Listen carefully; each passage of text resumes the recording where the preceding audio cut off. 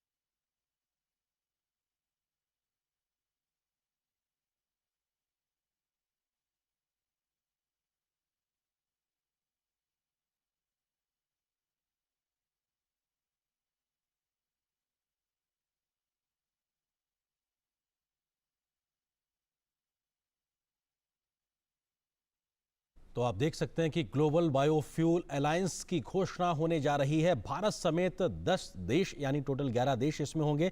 Argentina, Brazil, India, Italy, Mauritius, south Africa, UAE, America, Bangladesh, Canada और Singapore, ये सदस्य देश एक तरीके से होंगे जो मिलकर बायोफ्यूल अलायंस की शुरुआत करने जा रहे हैं। हम जानते हैं कि जिस भी प्रकार के पेड़ पौधों से जो बायोमास बनता है और उसके माध्यम से फ्यूल बनाया जाना या फ्यूल में उसका मिश्रण किया जाना, जैसे भारत में हम एथेनॉल को पेट्रोल और डीजल में मिलाकर इस्तेमाल करते हैं और ये कोशिश होती है कि जो जीवाश्म ईंधन है उसका कम से कम इस्तेमाल हो, हम हरित फ्यूल की ओर आगे बढ़ें।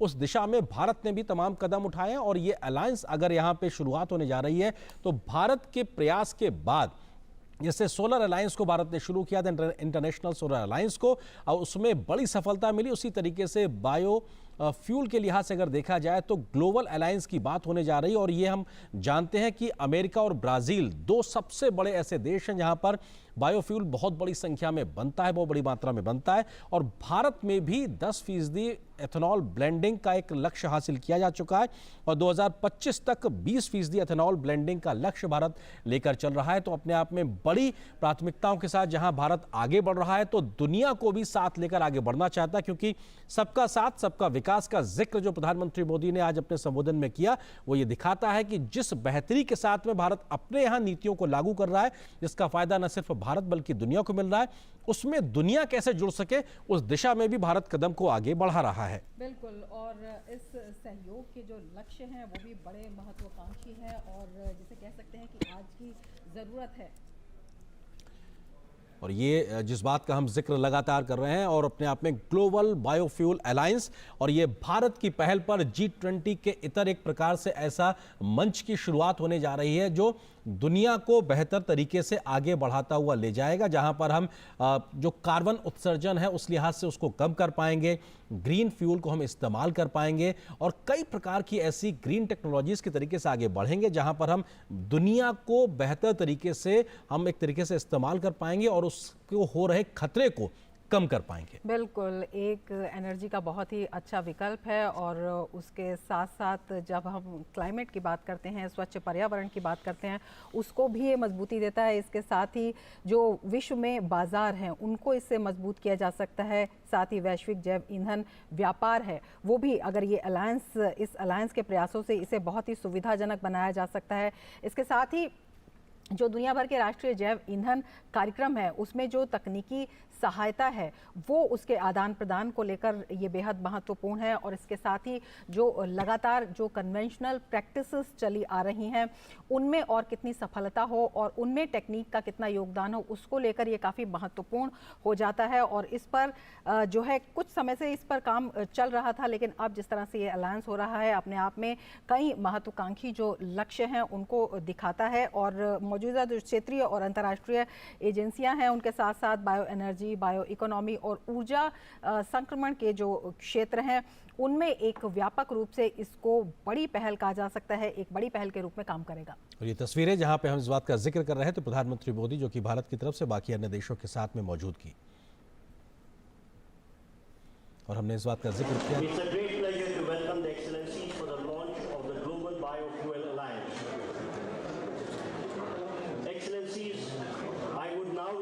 Honorable Prime Minister of India to press the light globe placed in the lectern before him and launch the Global Biofuel Alliance.